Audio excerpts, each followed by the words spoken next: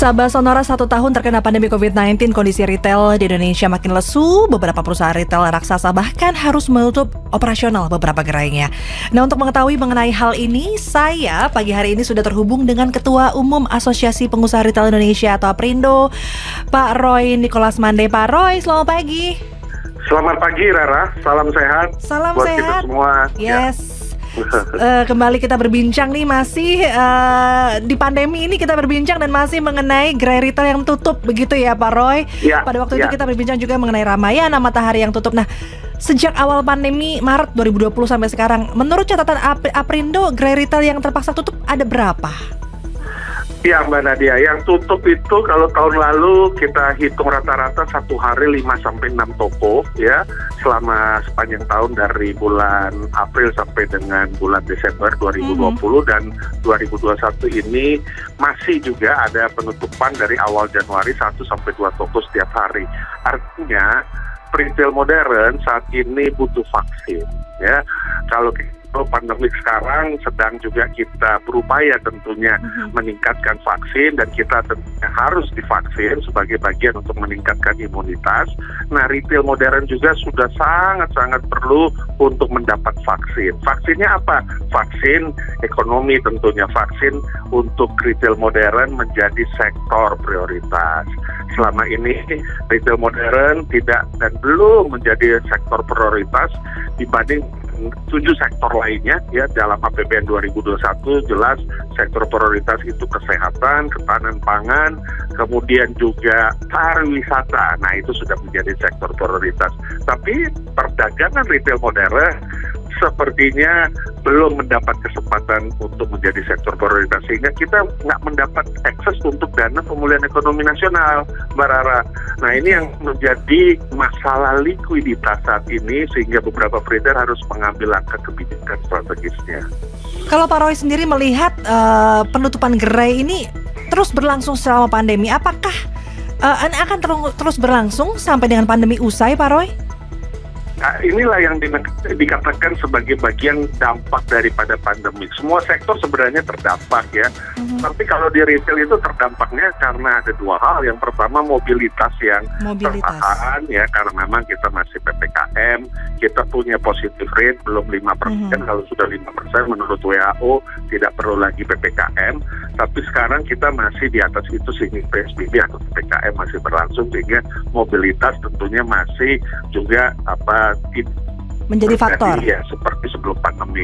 Kemudian daya beli ini tentunya masyarakat masih terus diinjek dengan bantuan-bantuan langsung tunai dan sosial lain sebagainya, PKH, program keluarga harapan dan juga macam-macam dana desa, karena maksud tujuannya memang kita apresiasi untuk meningkatkan daya beli, tapi tentunya belum kembali normal. Nah, 2 hal ini yang memberi dampak sehingga kunjungan atau pembelajaran produktivitas retail modern itu masih rendah, dan rendahnya itu sudah selama dari bulan Maret April lalu, sehingga 2 bulan yang terakhir peningkatan frekuensi transaksi akibat adanya THR dan lain sebagainya belum dapat mengobati untuk yang 10 bulan lalu. Ya, kami sudah menggunakan berbagai cara, berjuang sendiri, dana cadangan dan lain sebagainya, sehingga kita harus mengambil langkah-langkah kebijakan strategis untuk juga apa yang kita sebut sebagai penutupan, tetapi juga kita menggantikan bahkan membuka untuk yang masih produktif. Nah, inilah upaya kami untuk tetap bertahan. Pak Roy tadi menyampaikan bahwa vaksin juga diperlukan begitu ya bagi sektor retail. Ini dari segi kesehatan untuk prokes. Nah, kesehatan dalam tanda kutip dalam artian ekonomi dari pemilik retail sendiri, pengusaha sendiri tadi dikatakan tidak tersentuh oleh pemulihan ekonomi nasional dari pemerintah. Seperti apa? Ya, sebagai contoh Mbak Rara, pada tanggal 28 Juli 2020 lalu itu pemerintah mengucurkan dana alokasi pemulihan ekonomi nasional untuk korporasi swasta.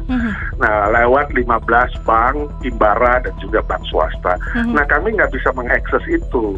Karena apa? Karena selalu ketika kita coba mengakses dikatakan belum ada juklat atau juknisnya. Ya, karena memang kita bukan sektor prioritas.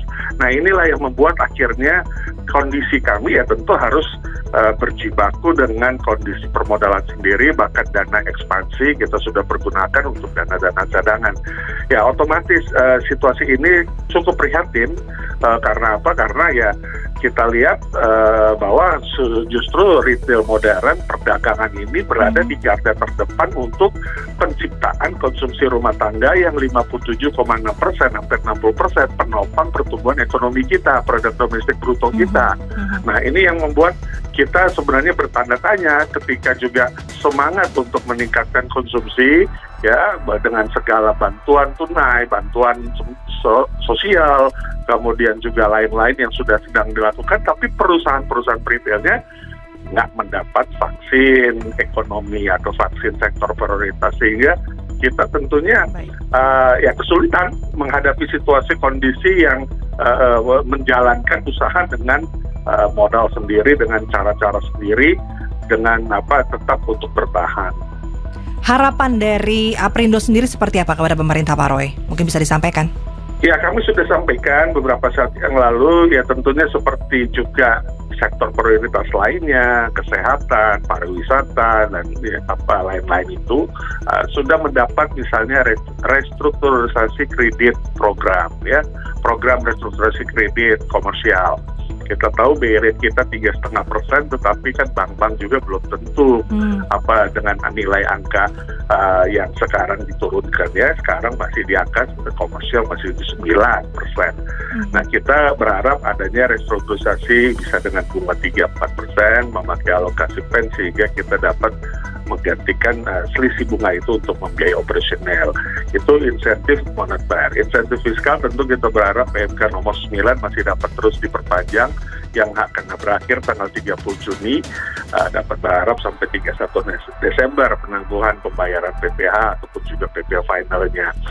Serta tentunya insentif operasional. Nah, ini juga tentunya berharap misalnya kebijakan distrik kita untuk jam operasional 10 pagi sampai 10 malam, jam tertentu misalnya jam 12 sampai jam 6 sore itu kita bisa mendapatkan relaksasi.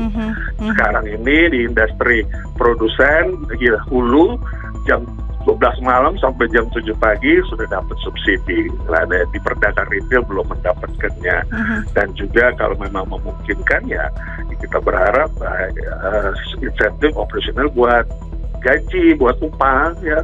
Pekerja retail itu, perusahaan-perusahaan retail itu hampir 60%, 65% adalah pekerja toko, pekerja gerai, hanya 35% saja yang pekerja office.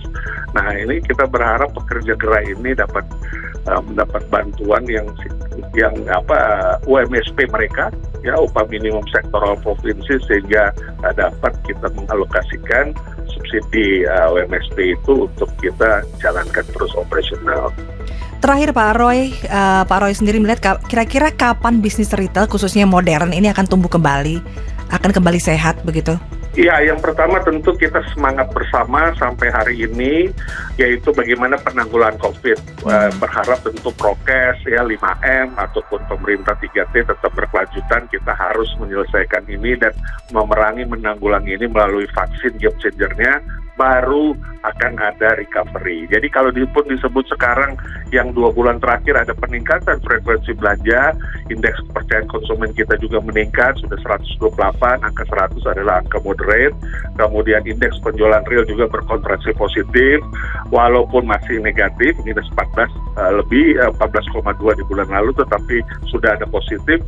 Nah, ini kita sudah masuk kepada pre-recovery, tetapi kembali lagi, kondisi ini tentunya utamanya adalah bagaimana penanggulangan COVID. Masyarakat diharapkan, konsumen diharapkan tetap disiplin, ya, karena memang inilah vitaminnya kita, 5M itu, kemudian juga 3T dan vaksin yang terus meningkat.